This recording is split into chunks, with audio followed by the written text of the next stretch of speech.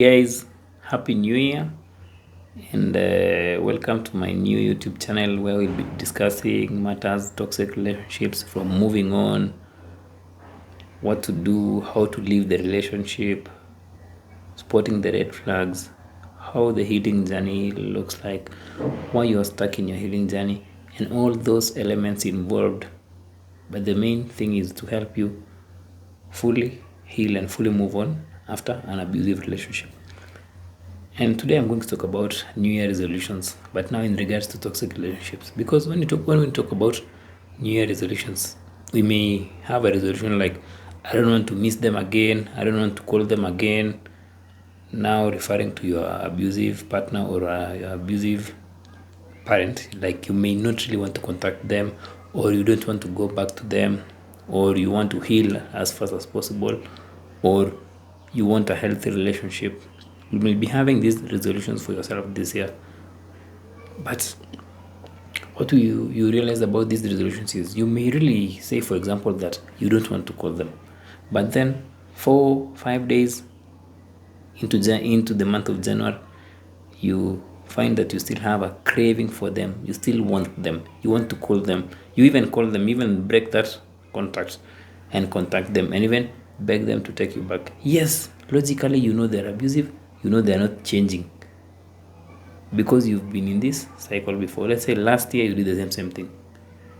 So why does this happen? I'm going to be explaining to you why does this happen. Like, why do you keep going back to something which is hurtful to you, or keep going back to something which you know, logically know, is harmful to you? Actually, the main reason why you are not achieving those resolutions or those New Year resolutions of moving forward from an abusive relationship is because of familiarity. Something about the mind is the mind will always seek familiar instances, because to the mind, when something is familiar, it's safe because it knows what to expect. So it doesn't matter if the relationship is abusive, the mind has gotten used to that abusive patterns of the relationship. So the mind knows that actually this relationship is safe for this person. So you might go away, far away, but because you've gotten used to it, and we know something about habit, like when you get used to a habit, it doesn't matter if it's good or bad, you'll tend to be pulled back towards it. So that's the same thing with you wanting to call them, you missing them, you wanting to go back to them. It's because your mind is keeping you safe in a twisted kind of way. So instead of the mind keeping you safe and pushing you away from the relationship, no, the mind is keeping you safe by taking you back to a familiar place. That's why you might really try and want to have these resolutions, but without changing on a deeper level. I'll explain the deeper level, what the deeper level means. So without going deeper and changing on a deeper level, you'll still find yourself trying for a few days, and then after a few days, you want them back, or you go to your default unhealthy habits or your default toxic relationships. So these defaults are what are dictated by the subconscious mind. So all those things you've never really worked on, all those negative emotions, all those negative beliefs, all those false identities you've picked up from your past experiences normally get locked in your subconscious mind. So you consciously want to achieve those resolutions, but your subconscious mind is more powerful than your conscious mind. So it's pulling you back towards the familiar. So that's why you find yourself in this room, in this loop. It's like you are in a room which has a door, but you cannot see a door. So so when you try to really find a solution for yourself, or find the reason why you can't really achieve those New Year resolutions, you are finding it within the confines of a small room, and you've gotten used to looking for solutions there, and you don't even know that there might be solutions outside that room. So you just keep bouncing off the walls. That's why you will just keep getting stuck, because you are looking at the solution where there is no solution. The solution is outside your current level of awareness, is beyond those walls. So regardless of what you do, you still keep getting stuck.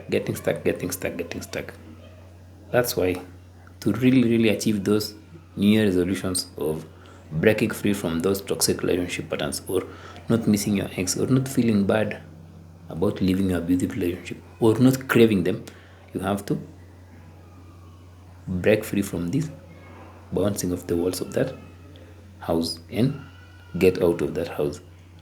And that's why most times you need the service of a skilled therapist who can help you and now explain to you the mechanisms of the subconscious mind, who can help you break free from this negative thought loop by just guiding you to see that actually the solutions you are looking for are not in the loop you are caught in, but they're outside that loop.